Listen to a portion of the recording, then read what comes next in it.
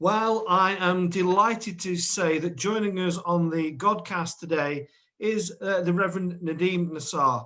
Nadim is the Executive Director and founder of the Awareness Foundation, which he established in 2003 with Bishop Michael Marshall. This was in response to a growing need to study the Christian faith in the context of the 21st century.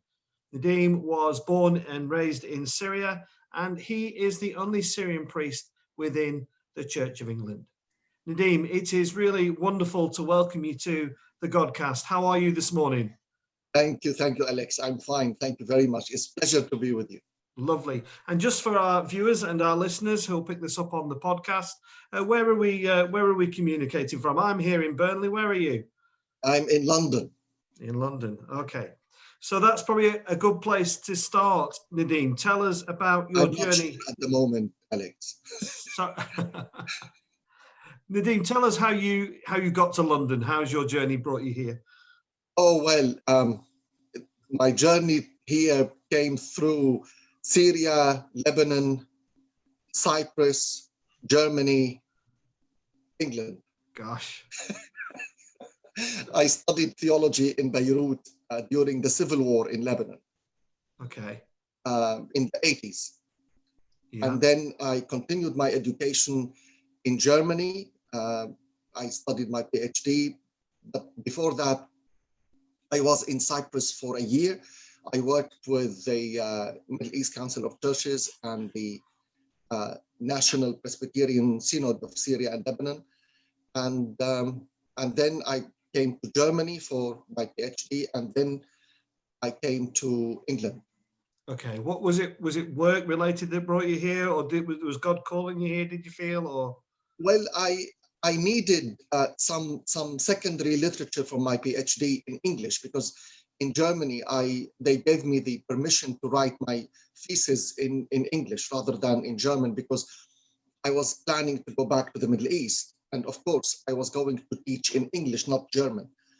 So I needed some books. I came to Cambridge on sabbatical, and I stayed at Westminster College for the United Reformed Church. Okay. As you know, in Syria, there is no Anglican church at all.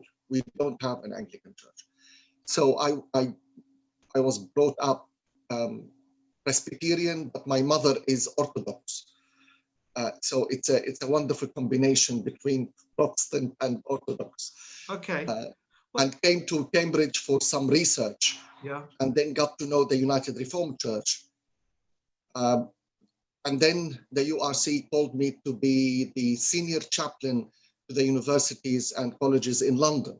And this is how I came to London. Right. Okay.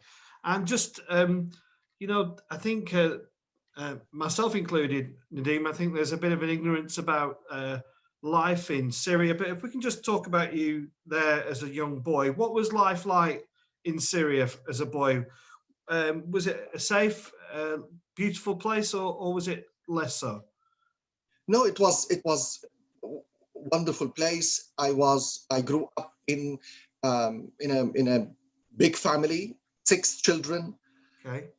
2 sets of twins in the family, and I grew up by the sea. So my hometown is a Mediterranean port called Latakia, and I grew up in a sea environment. I was very much attached to the sea.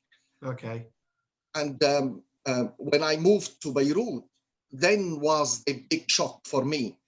I was very young. I was 17 when I went to study theology, and I was the youngest ever theological student in the Middle East. And was there in Latakia, was there a big Christian community, or? Yes, a big Christian community, but the biggest Christian community in Latakia was and still is the Greek Orthodox. And my mother is Greek Orthodox. My father was Presbyterian. And the Presbyterian church in Latakia was and still is the biggest Presbyterian community in Syria and Lebanon together. Okay. Well, we have something reasonably in common there, because my great-grandfather was an Orthodox Christian but he resided in Constantinople, Right. or commonly known as Istanbul, of course. And when you were going off to study at 70, you say 17, that was, how did that go down with the family? Were they delighted and proud, or were they fearful and unsure? They were very fearful. Of course, they supported me because I grew up in a very, my parents were very open-minded, and they never imposed on us any decision or anything what to do in life. When I said I want to study theology, because nobody in the family studied theology before or was a priest or a clergy, they supported me. But of course, when they knew that the School of Theology was in Beirut, then was the shock. Yeah. How can you live in Beirut? Nobody lives in Beirut in the 80s. No. It was the height of the civil war in Lebanon. And it was extremely tough, Alex. Yeah. It was living in hell. Well, why did you go to Beirut? I didn't know. I wanted to study theology, and the School of Theology was in Beirut. Right. So I went to Beirut. I was very young. I was 17. I went there, and suddenly I was in the middle of a crazy situation, absolute madness in Beirut. Yeah. And just again, for people's ignorance and my own, what was the political landscape in Syria like at that time? We were under the same regime, the same government. I mean, the president was the father of the present president. Yeah, yeah. And it was also tough economically, and it was tough politically in Syria, and everything. The whole Near East was extremely boiling. And the Palestinian-Israeli conflict was at its height also. Yeah. And the Palestinians were fighting also in Lebanon. They were of the civil war in Lebanon. Plus the militias of different religions in Lebanon. Even Christians had militias in the name of the Christian community in Lebanon. Yeah. So the Christians had many militias, the Muslims had many militias, the Druze had militia. So everybody was fighting against everybody, and the allies shifted all the time. Yeah. And what was church life like in Latakia? Was it a daily experience? Was it on Sundays as it is here? Sundays. Yeah. Because Alex, in Syria, Sunday is a working day. It's not a weekend. We didn't have weekend at that time. So Sunday is a normal day, like Tuesday, like Wednesday. Yeah. But some companies gave Christians a couple of hours in the morning to go to church. But for the school, we went to school. Most of the times we couldn't even go to church except on holidays. Yeah, yeah. So would that mean that the family, would you practice out your faith within the family? Would you sit and read the Bible together or sing, or what would you do as a family in terms of faith? Prayer, we often prayed together, and yes, the Bible was very much part of the family, but we were not overly religious, conservatively religious. No. My family was very relaxed, very open.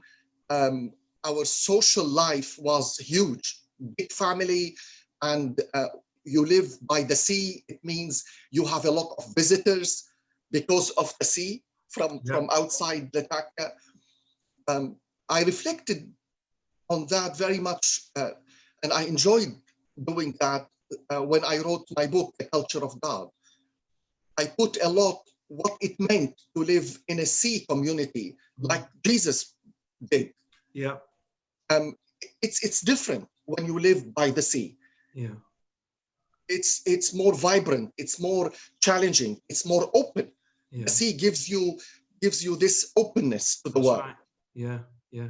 Of course, that's why many people like to retire by the sea, don't they? Because they Yes, exactly. yeah. I grew up by the sea. I started the other way. Now, when you were heading off to Beirut, Nadim, was the thought of being ordained in your mind at that point, or was it just a pure kind of desire to learn more about theology? I was very young, 17. I wanted to be like the pastor in my church. I didn't know what it meant to be ordained. No. So I went there. I didn't know any theology. I just wanted to be like the pastor in my church. Yeah. So I started studying, and then you grow up. I grew up and as was shaped in Beirut. Yeah.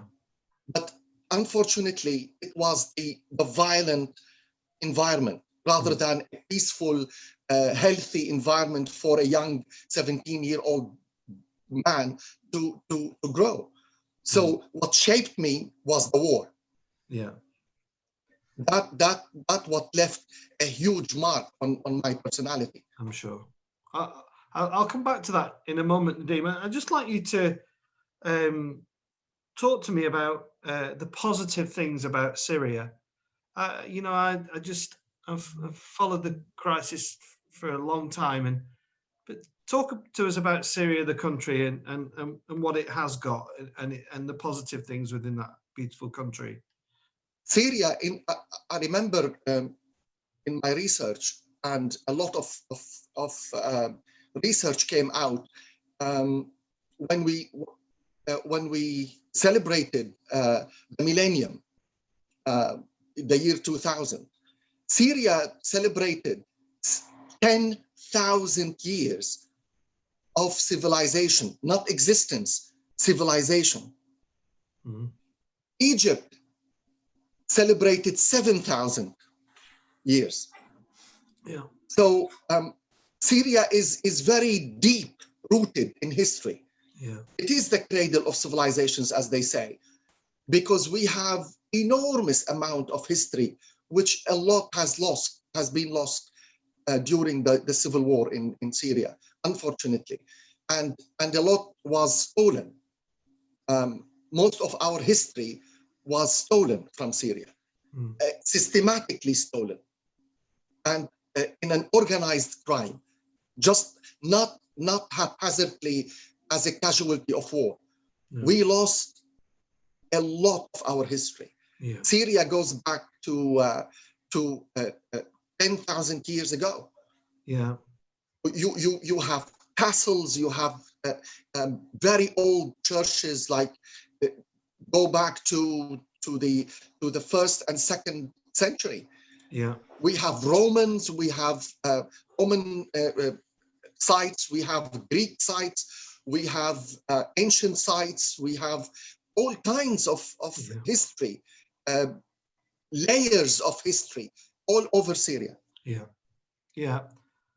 It's just listening to you talk, Nadim, I sense the passion for the country and the love for the country. I just want you to, I worry that, Syria is not really in the headlines anymore, or certainly not as much as it should be because of numerous other things going on in the world.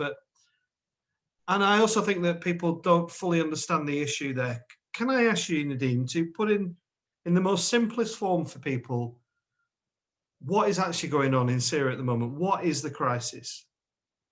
The simplest form that I can put it, put the crisis in Syria is it's a proxy war.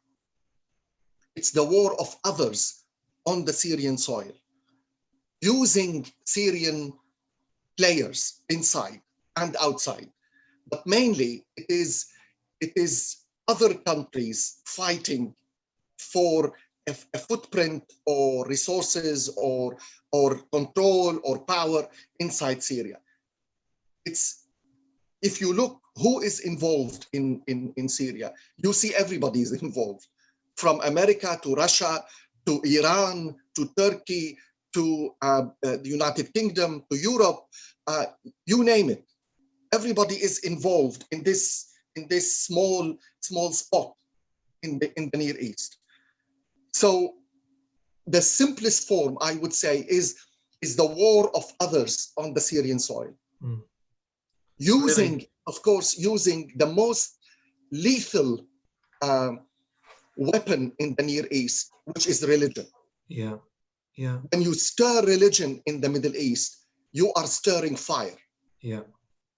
And this is And what is happening. and the effect that that has had on the Christian community is what? Devastating. The effect of the war has been devastating on the Christian community. We are still bleeding people. People are immigrating, leaving. They want to get out of the region by any way. People are throwing themselves in the sea.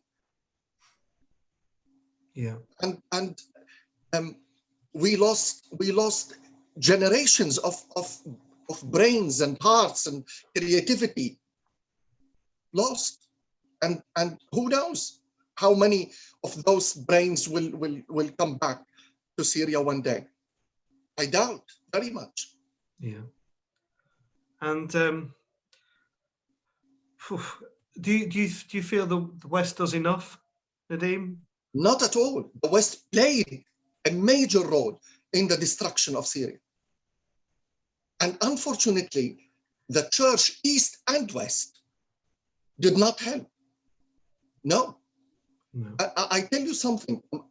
After 10 years of the conflict in Syria, some parishes, a lot of parishes around, and they were absolutely wonderful. They listened to me. They invited me to speak. They rose to the challenge.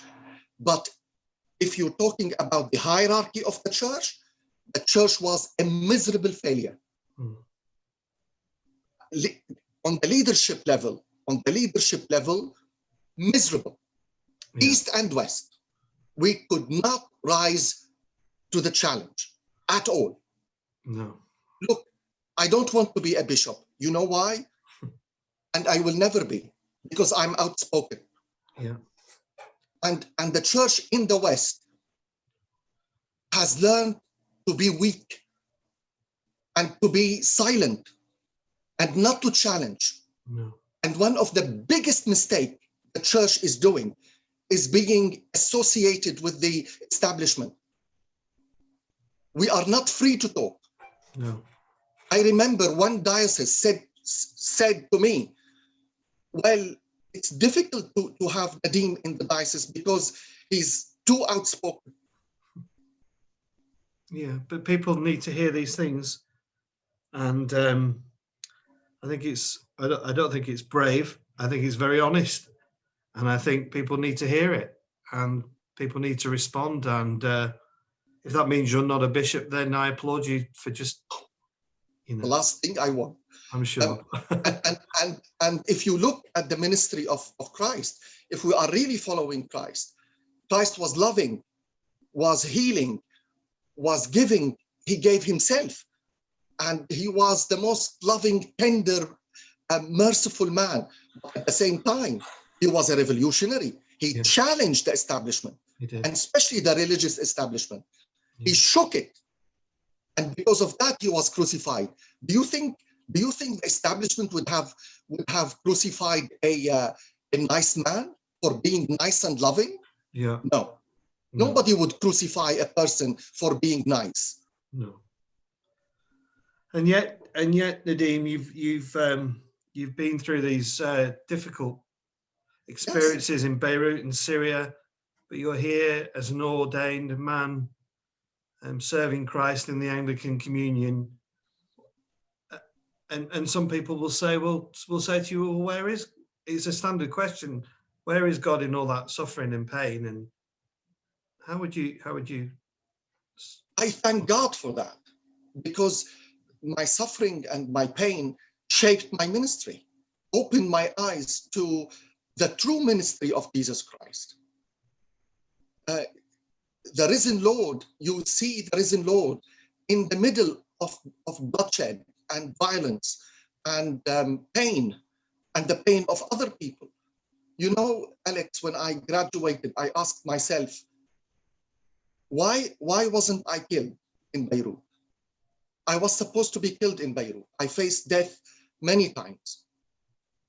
And my question was, what do you want from me? Why wasn't I killed in Beirut? After 7 years in hell, you spared my life. My prayer was, lead me. What do you want from me? And he led me. And I saw his hand day by day by day by day. And the Ministry of Peace and Reconciliation through education that we are doing at the Awareness Foundation, every single day I see God's hand in the foundation, that we are spreading peace, the culture of peace, the culture of life. Yeah. This is what we're doing. Yeah. And so tell us about the Awareness Foundation, Nadim. How far spread is that? Where is that work mainly carried out and distributed? We are established here. We are registered in the UK, in the United States, and we are registered also in Canada. So in three places. But we are active very much in Syria, Iraq, and Lebanon. And we spread peace through education. We have programs for young people and for children. We have a program called Ambassadors for Peace, and that is for the young people in the Near East. And another program for children called Little Heroes. We empower and equip young people to find the power in themselves, in their faith, in God and in the risen Lord, to be agents of peace in their broken communities. It's not easy, Alex, to live in a broken community because of bloodshed. Yeah. And gosh, it's really powerful stuff, this, Nadim. It's hard hitting and it's what people need to hear. But can you share a few success stories of the Awareness Foundation for us? Oh, yes, many. Those young people are amazing when you empower young people. Unfortunately, also, the Church of England, we do not give enough attention to young generation, to young people, to empower them, to give them, to equip them to play the role in the church and in society. We have fantastic young people who turned 180 degrees after the program. I remember a young man said to me, he said, "Father, I was dead and now I am alive. I thought my life ended in war. But no, actually it started." And a young lady went to the UN and challenged the UN to help her realize her dream, which was to open a library in the church. Yeah. And the UN said, "Where did you learn that?" She said, I was equipped through the Ambassadors for Peace program for the Awareness Foundation. And my dream is to have a library. And they were fascinated by her dream, and they supported her. Yeah. And she turned a room in the church and made it a library. Yeah. And she realized her dream. And now there is a reading room and a library in this church for the whole community, not only for the church. Yeah, I think just listening to you talk, it just and we you know, we have people who aren't Christians who watch this, is what's really powerful, I think, is the redemptive nature of being a Christian. And we're not having a raging battle like in Syria, but in our town in Burnley we have a raging battle with addiction and poverty and things like that, and violence. We have seen people among young people. Yeah, and I've got friends working within the church, and some of the projects and events and conversations are absolutely inspiring. How people are, like you say, they're doing a full 180-degree turn, turning away from what it was and what it is now, and that is living in a life as a Christian, and it's so positive and inspiring to see. Absolutely. And it's really wonderful. Nadim, time is moving on very quick, and we try and keep these to half an hour. But it's been absolutely fascinating talking to you. How's life in England? Do you like living and working here? I love England. I really do. And I wouldn't have lived 23 years if I didn't have deep love to the country and deep love to the culture and with all the challenges, because every community, every culture has its own challenges. Yeah. And I love the country. I love the people. I love to be in London and in England and interact with the diversity of Yeah. of the backgrounds and cultures in one place in the world. This um, um, is a grace we need to hold on to. Yeah. But the challenges are there, and we need to address them. But like every society, who doesn't have a challenge? No, no. And we have a standard question now on the Godcast about whether the people we've interviewed have been to East Lancashire, Burnley in particular. I have. You have, okay. Tell us. I was many times in Blackburn. Okay. We led days and for reconciliation and peace, and we were invited to have roundtable discussions. And we have a dear friend who retired now, Ed Saville, who was in the diocese. Yeah. I'm sure you know Ed. I do know Ed. And also in Burnley and in Preston. And we were very active in Lancashire, and I love it. Yeah. I really do. Yeah, I know Ed quite well. Ed taught me, I think he taught me ethics when I was training, actually. Really? We had some good. And of course, our dear friend Chris Chivers, who was a canon theologian at the Cathedral of Blackburn. Yeah. He taught the awareness course in Blackburn in the early days of the Awareness Foundation. Yeah. And when you're not working and studying and praying, what's your kind of hobbies and interests? I write. I love writing. I wrote a book called The Culture of God. And I paint. I love painting. Okay. What do you paint? Portraits or landscapes? What do you? No, I paint theological ideas. Ah, okay. And you have family with you where you are? My two sisters are here and my mother. Okay. Yeah. And I have only this to show you. This is one of my paintings. Very good. This is from coal. From where, sorry? Pieces of coal. Ah, coal. And ashes. This is here ashes and acrylics. Nadim, that's beautiful. Thank you very much. You can send it to me if you like. Pleasure. Well, Nadim, it's been a real joy talking to you, and thank you very much. I appreciate your time, and I do hope that that's just given people a flavour of some of the issues in Syria. You're in a very unique position, being the only Syrian priest in the Anglican Church in the UK, and that's a real blessing to us, I think. And I think you've educated us in many ways in just in a short space of time. Just finally, I suppose, Nadim, what is your prayer, please, for Syria?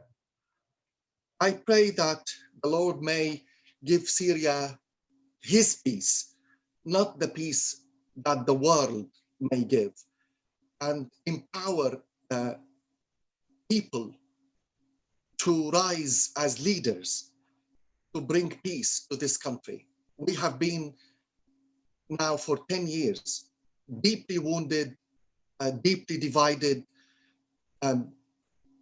deeply scarred. And we need a lot of reconciliation and love to rebuild the society and the communities inside Syria. And my prayer is for Syria and the whole Near East to be back as a beacon of light and civilization. Yeah, beautifully put, Nadim. And I want to just encourage churches who might watch this, or clergy might watch this, is please keep praying for Syria. Thank you very much, do that. And Nadim, it's been a pleasure and a real honor to meet you today. And Thank you so much for your time. Many Thank blessings you. from Lancashire. Bless you. All the best. Bye-bye. Bye.